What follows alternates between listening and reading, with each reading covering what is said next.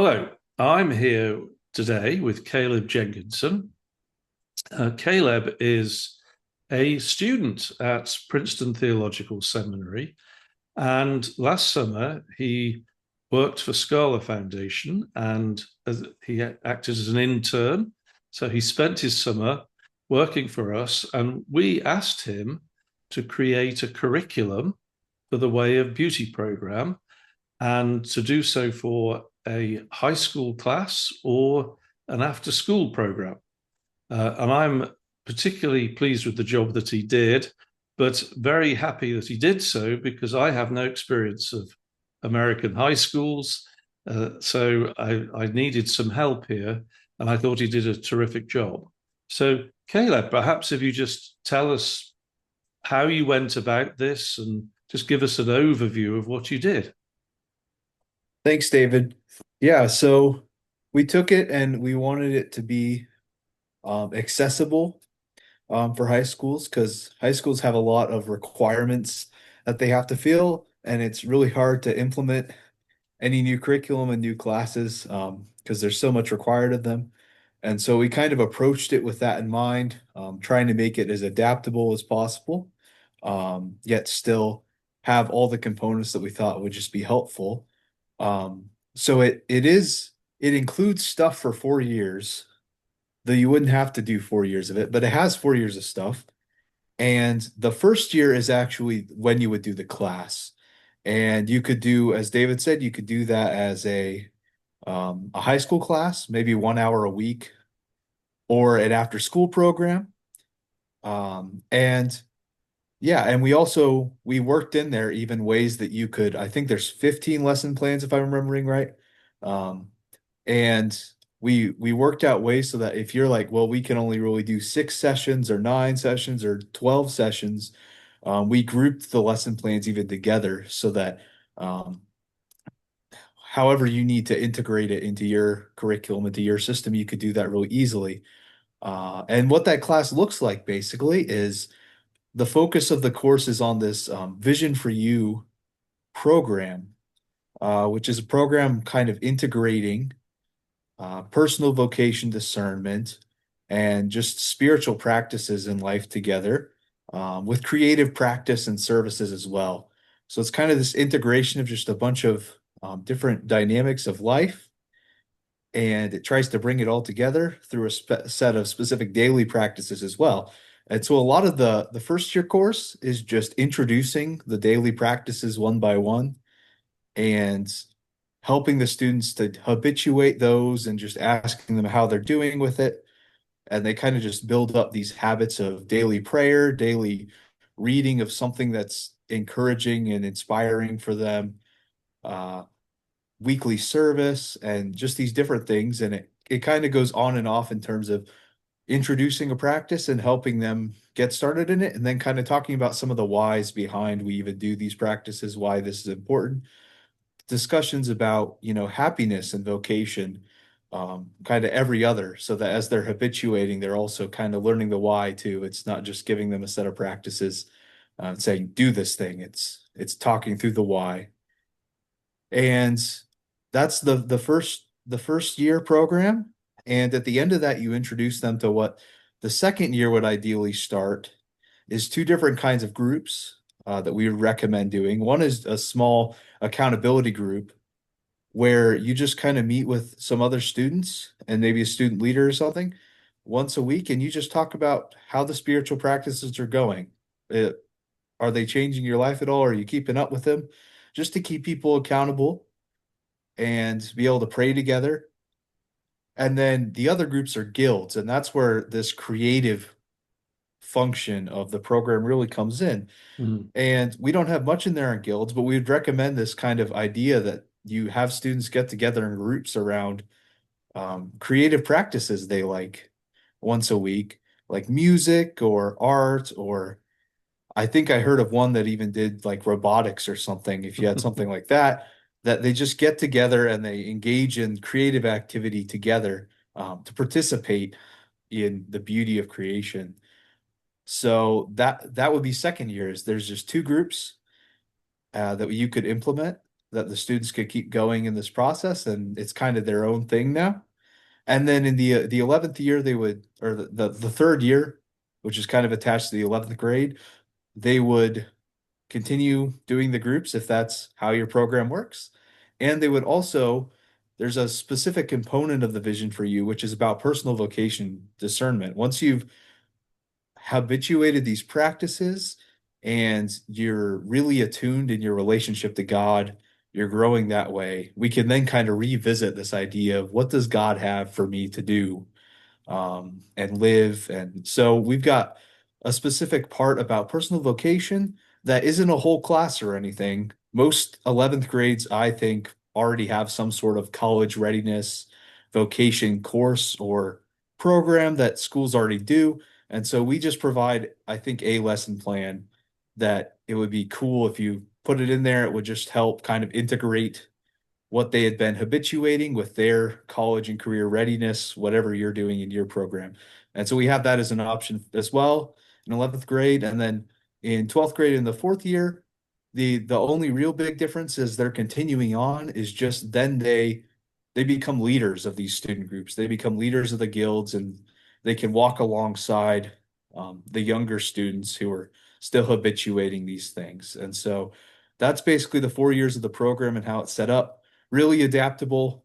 If you just wanted to do the first year class and do it in like 6 1-hour sessions, there's a way to do that.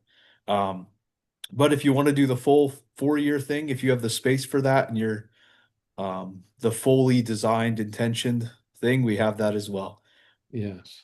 Well, that's terrific. And of course, there's a couple of things that are worth pointing out. So for the teacher, this is really a structured plan for learning about the way of beauty process as well prior to offering this class. So there's a reading plan. I've just created other videos to support the work that you've done.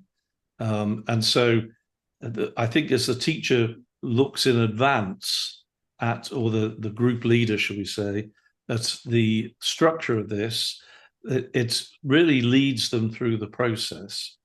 The other thing is that we discussed, didn't we, whether or not it was a good idea for people to have mentors. Can you remember that discussion and what we thought about that in the end? Because I was a little wary about it. Yeah, so that would be if you had students that had gone through the whole course before, you had people who had been through this process that were really trusted, and you definitely have to have some liability things in place, I think. But that would be part of the last year, the 12th grade year as well.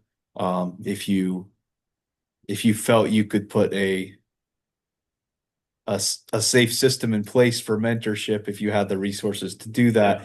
that. 12th grade would also be the year where they could be mentored and kind of maybe work through the fears and resentments part of mentorship.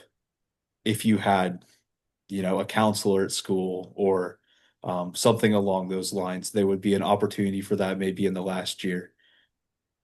Yes, and I was thinking that even if that's not feasible for all the reasons that you state, it's it's something that the group can do collectively, and then you can encourage people once they turn 18 or once they leave to get a mentor, and maybe put them in touch with a network.